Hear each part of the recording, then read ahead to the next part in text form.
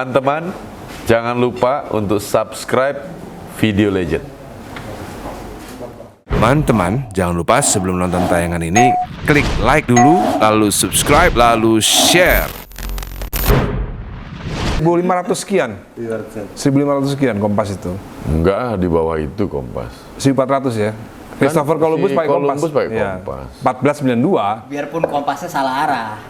Enggak. Iya dong, dia kan Utara selatan. dia kan waktu dia mendarat di Amerika. Calcutta. Dia sangka dia di India, maka itu orang yang Native American dia bilang udah sampai nih, sebentar lagi akan ke Indonesia. Sekarang di mana? Ya saya sudah di India.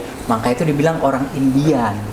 Dia salah arah. Jadi ada teori baru. Bukan teori baru, itulah kata-kata Indian itu. Enggak maksudnya, kan teori baru. Teori yang saya tahu kan Christopher Columbus itu mereka memang mencari India, tapi teori barunya kan ternyata Columbus mencari Indonesia. Rempah-rempah. Mencari Indonesia, rempah-rempah. Jadi sebelum ke Indonesia, kamu harus ke India dulu sebelum sampai ke Indonesia. Nah, he's right. Gitu. Jadi Indonesia dari dulu memang dicari, memang sampai sekarang pun Gemah Ripalot. memang dicari. Bayangin dari tahun 1400 sekian tuh, udah dicari. Iya. Gara-gara nggak ketemu Indonesia, akhirnya mendarat di Amerika. Amerika yang untung. Iya. Makanya itu Native American. Enggak lah, untung kita dong. Untung kita. Karena kalau dia sampai tahu Indonesia duluan, lebih banyak kekayaan orang gitu.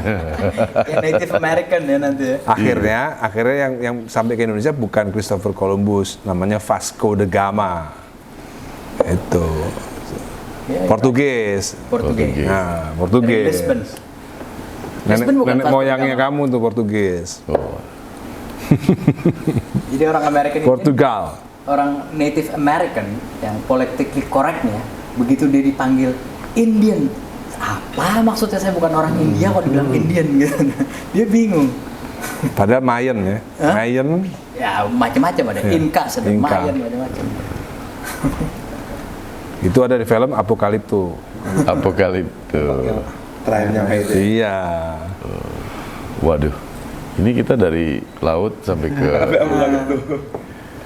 Tapi ya menarik lah. Kapan-kapan nanti, bener nih bisa jadi duta makan ikan. Harus dong. Harus ya. Ya, kapan-kapan nanti ada kegiatan. Udah ngerasain Napoleon ya. Enak ya. Kalau misalkan kan di Jepang itu kan yang ikan yang bisa go internasional kan salmon. Kita tuna. Nah kalau kita tuna ya? Tuna. Oh, tuna itu Indonesia. Indonesia.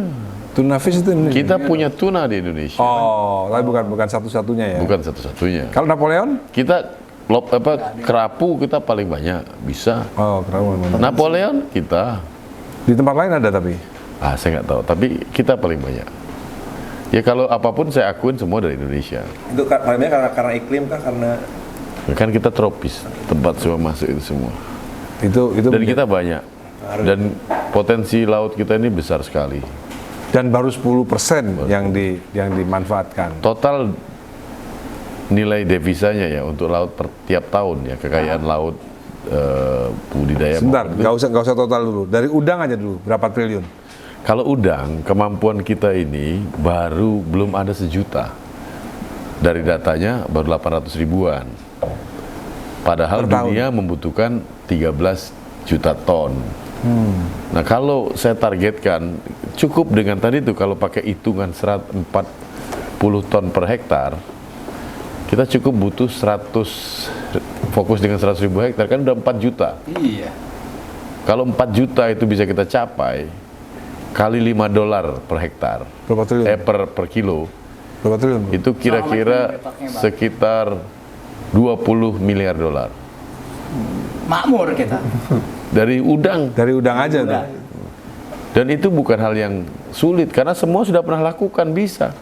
Sekarang lagi kesulitan pekerjaan, ada akibat COVID ini, ada 1 juta lebih yang dirumahkan. Itu $5 tuh berarti Ada yang- besar ya berarti ya. Ada yang pegawai masyarakat Indonesia yang kerja balik ke Indonesia ada 100 ribuan lebih. Ini kan butuh lapangan pekerjaan, dan saya di sini siap, kita siap. Bro Minister, correct me if I'm wrong. Saya pernah baca Indonesia tuh secara politik juga diuntungkan untuk ekspor udang karena kita nggak kayak Cina. Cina kalau ke Amerika tuh lebih ditahan ekspor udang, kalau Indonesia lebih diterima. Bener nggak tuh? Sebenarnya bukan itu. kalau itu kan politik masing-masing. Kita ke Amerika juga kena bea. Iya. Amerika, Eropa kita untuk processing masih kena, produk-produk ikan kita masih kena bea 20,5%. Ke Cina malah enggak. Nah ini yang kami sedang lobby ya ke depannya. Tapi permintaan udang dari Amerika masih sangat tinggi dan sangat meningkat di tahun yang sama. Potensi kita ini semuanya untuk sumber daya laut kita ini 5 kali APBN, 5 kali 2.400 triliun. Satu kementerian aja sebenarnya cukup ya. Kalau bisa kita lakukan, cuma kan ya ini kan pelan-pelan. Saya yakin Idealnya itu ya. ya idealnya kita baru 6 miliar. Kita harus lebih dari itu. Jadi total dari laut aja berapa tadi? Belum disebutin. 5 kali APBN kita. Total. Iya. Nah, yang sekarang. Oh sekarang kecil, masih kecil, 6 miliaran. 6 miliar Produk-produk US. kita sampai dari ekspor, iya. 6 miliar Permintaan per Amerika tahun. itu kan udang beku ya. Variasi, ada olahan, Ada olahan juga. ada olahan, ada udang beku. Karena Amerika sama Eropa ini kan punya budaya makan, sebelum makan kan ada apa, salad. Saladnya shrimp pakai cocktail. shrimp cocktail. Kayak film itu Forrest Gump. Baba gum, Forrest Gump, let's go. curry cocktail, curry shrimp, everything is shrimp. Masih disebutin ya. Iya. Baba Gum Corporation. Apalagi tanya? Nggak, mungkin kalau untuk Lagi. kita mewakili millennials, mungkin pesan Om Edi Prabowo untuk kaum millennials, apa yang bisa kaum millennials bantu untuk program kelautan dan perikanan? Oh banyak, tapi salah satunya yang Om minta, kaum milenial sekarang harus mulai merubah hobi makan, harus makan ikan. Harus makan ikan. Makan ikan, karena makan ikan pertama akan memuatkan kekebalan tubuh, daya tahan tubuh. Sudah itu mencerdaskan, karena satu ikan dengan ikan itu menghasilkan omega 3 sampai 360 kali, 360 omega 3. Kalau sapi, daging sapi itu hanya 39, 36. Ini food for the brain, begitu Feed, kan? food for the Jadi brain. ikan dengan udang beda ya? Sama lah jenis-jenis itu, udang ikan-ikanan dan Tidak udang-udangan. kolesterol gitu. Kolesterolnya kolesterol baik. Sebaik. Kalau Anak muda jangan takut kolesterol. Itu satu. Dengan makan ikan juga bisa selain cerdaskan dan daya tahan, juga untuk membantu nelayan-nelayan kita yang kerja, pembudidaya kita yang tidak harus ikan laut, ikan darat juga banyak. Ikan gurame, ikan mas, ikan patin, ikan lele. Om dari kecil makan ikan lele. Favorit gue tuh, Ya? itu lele yang Oh, pakai sambal pete. agak lele loh. Oh. Apa? Kalau aku dari aspek bisnisnya sih, kan Om Edi tadi kan bilang kalau potensi laut itu sangat besar dan salah satu perintah Pak Jokowi ke Om Edi kan untuk bangun perikanan budidaya. Kalau bisnis budidaya buat anak-anak muda kayak kita ini menjanjikan nggak sih Om? Om lagi bikin millennial shrimp farm.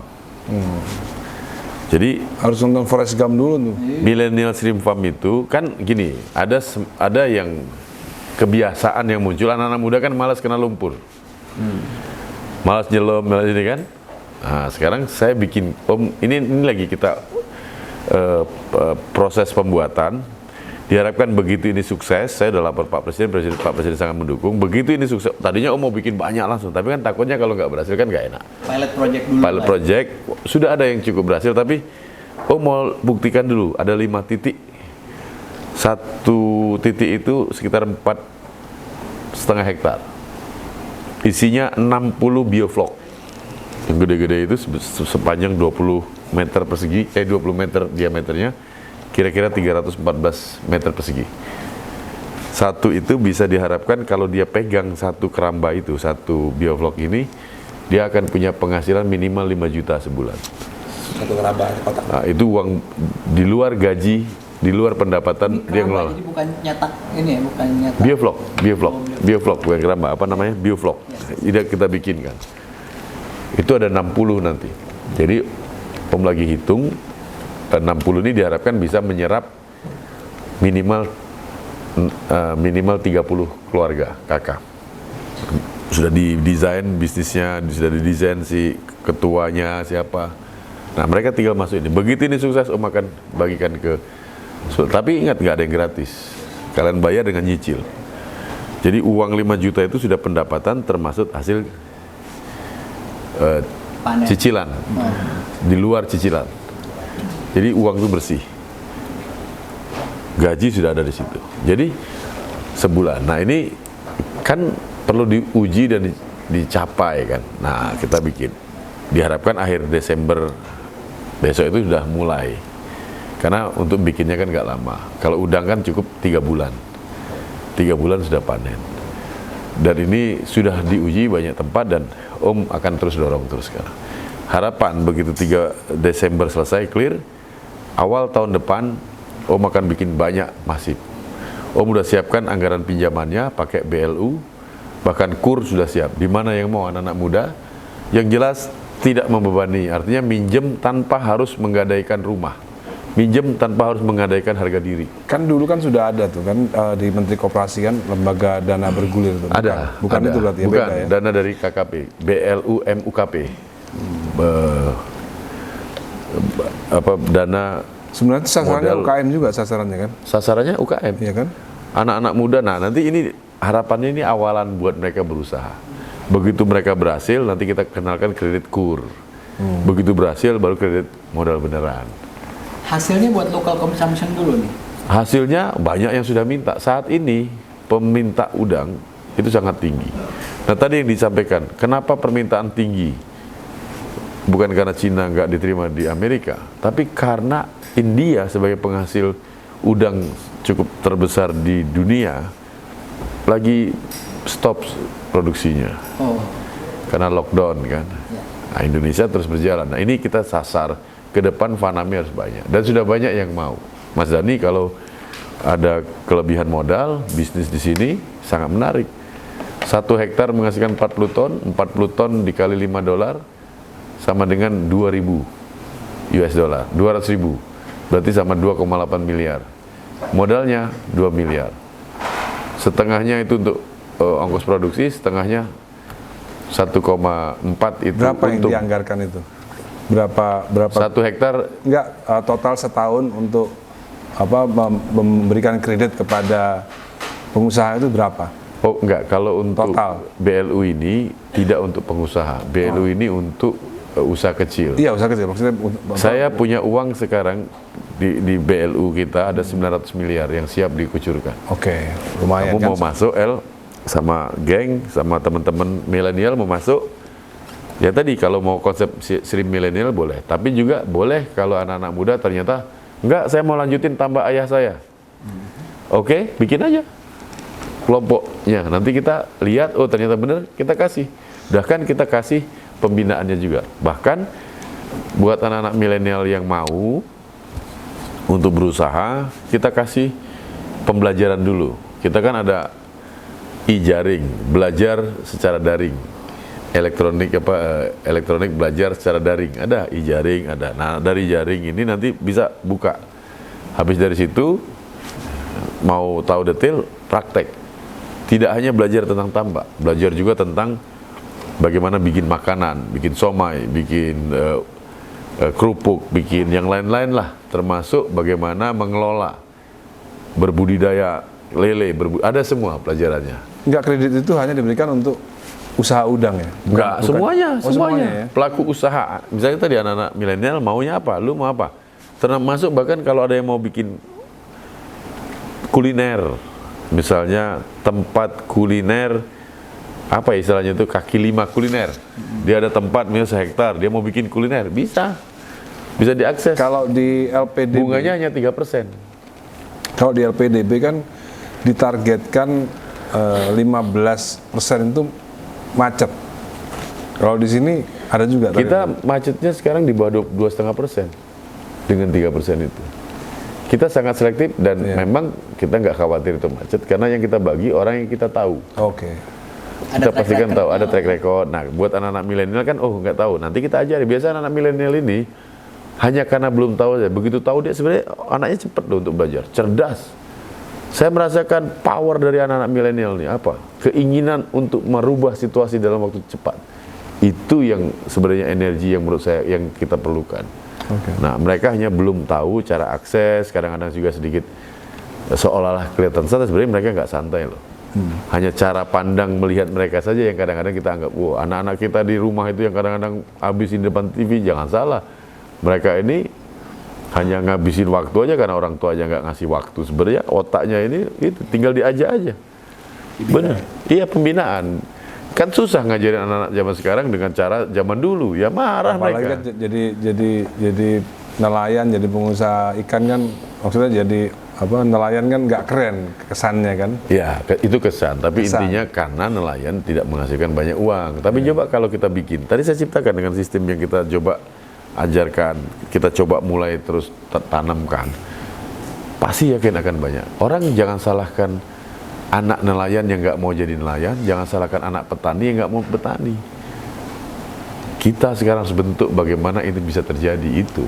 Saya melihat ini, makanya saya lihat, ini peluang. Kita punya berapa? 20 juta anak muda yang siap untuk ngisi. Kita kan punya kelebihan, kelebihan kelompok usia produktif. Dan Indonesia satu-satunya negara di dunia yang lebih siap untuk tenaga itu. Kalau Ini yang nyari menurut ikan kan namanya nelayan ya.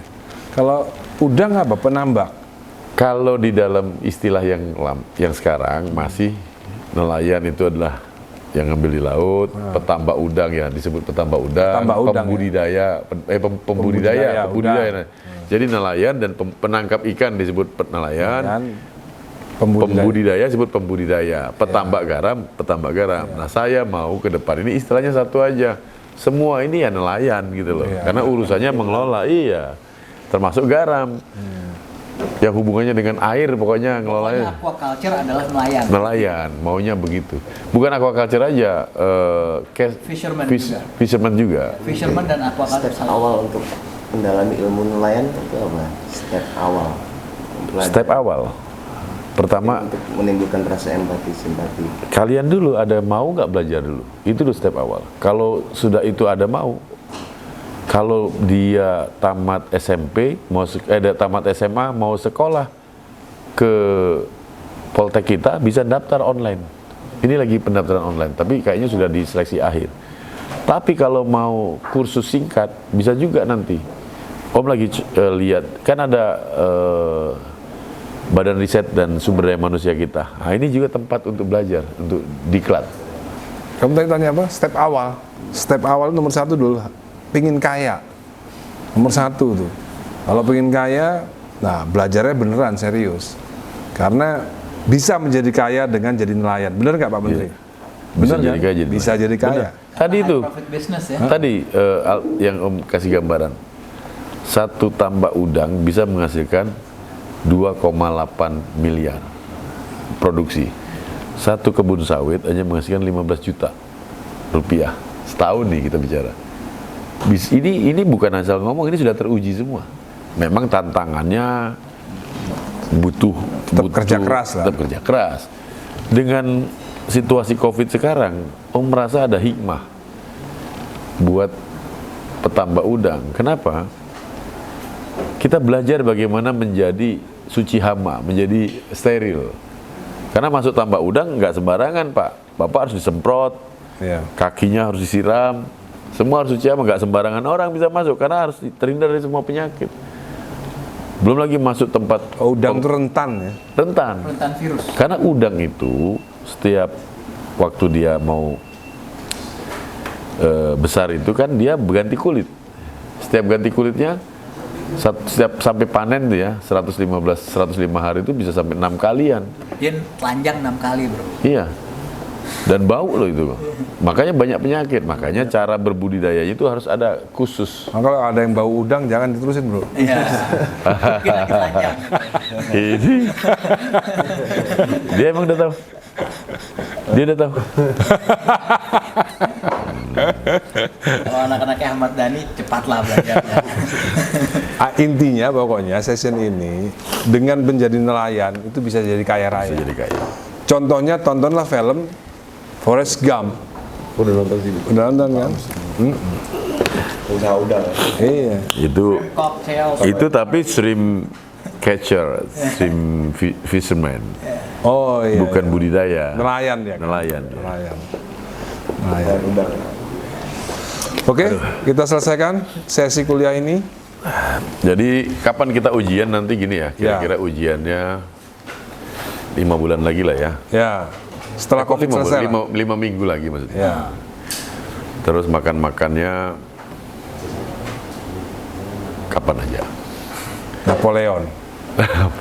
Napoleon. Ini dulu belum ngerasain nih ikan Napoleon. Dia apa dibakar Napoleon? Enggak digoreng. Tapi kalau sebenarnya ikan pari itu boleh nggak sih dimakan? Boleh. Boleh ya. dong. Karena dia kan ada sting yang racun itu. Enggak. Ikan pari jadi ikan asin banyak. Ikan P. Dijual banyak ikan pari dijual-jual. Iya dong. Enak. Rasanya kan nyengat gitu kan. Ah. Momen apa yang buat Om temuin passion atau soul untuk jadi sebutin nelayan lah? Momen apa, ada momen tertentu nggak? Untuk Om. Iya. Om Kira nemuin passion. untuk jadi nelayan. Momen yang paling penting itu tadi itu. Pengen sesuatu. Ini untuk maksudnya momen ini untuk lo atau Omnya? When is your eureka moment, panggilannya? Untuk jadi nelayan. Om nggak setiap mau jadi nelayan kan, Om kan menteri. Enggak, Om setiap saat mau jadi nelayan. Om kan regulator, nggak Om boleh dari- jadi pelaku usaha nggak boleh kan? Nggak boleh. Nggak boleh dong. Nggak, Kamu mesti tapi- tahu itu nggak, regulasi nggak. dulu. Dia pertanyaannya, Ah. momen apa kita ini mulai kayak bisa nangkep. Dari kecil Om sudah suka nangkep ikan. Dari kecil Om suka. Om pernah masih kecil dulu sama kakak Om yang nomor 3 laki-laki. Malam naruh pancing, istilahnya itu najur. Kalau bahasa kampung Om itu najur.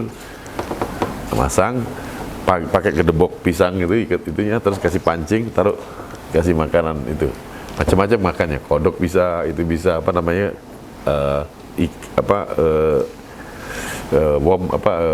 cacing bisa, terus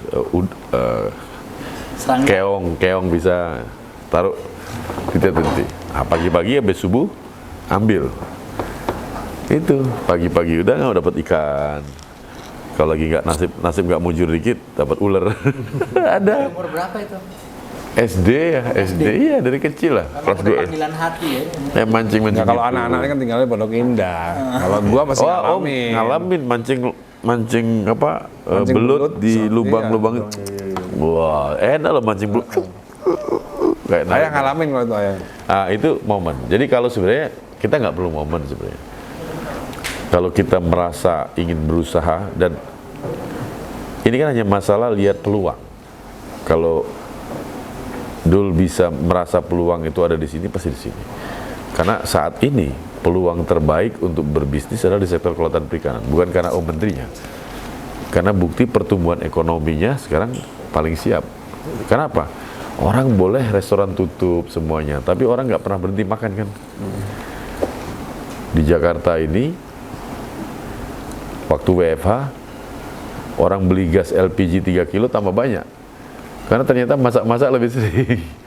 Berarti yang dimakan pasti banyak. Makanya ikan, walaupun nggak dimakan di restoran, di rumah pasti makan.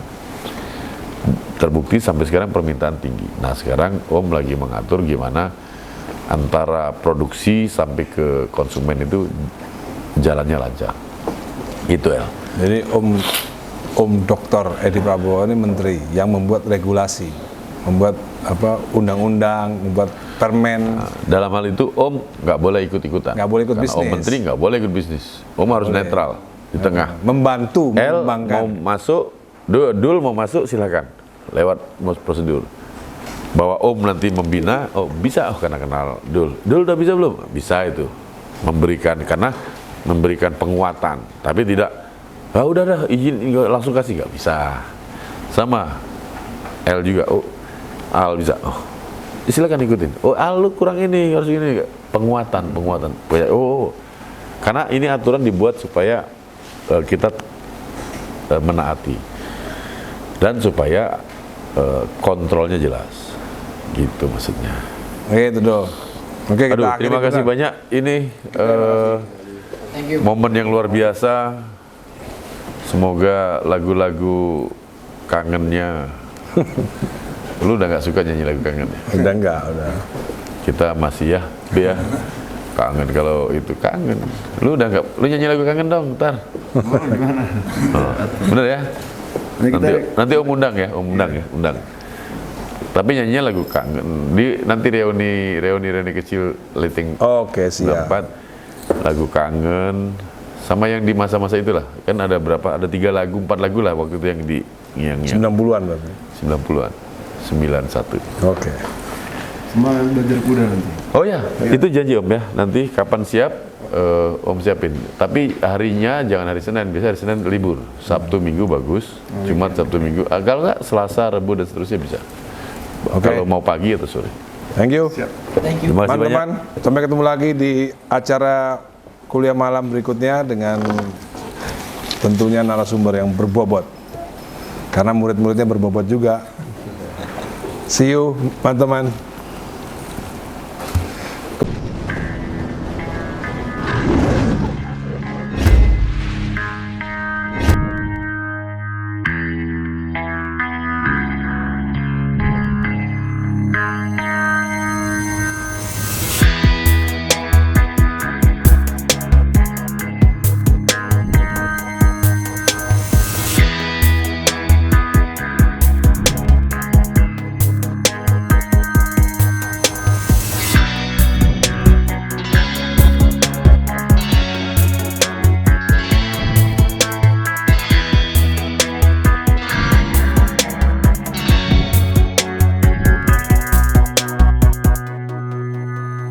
Sukses terus, Caller Eddie.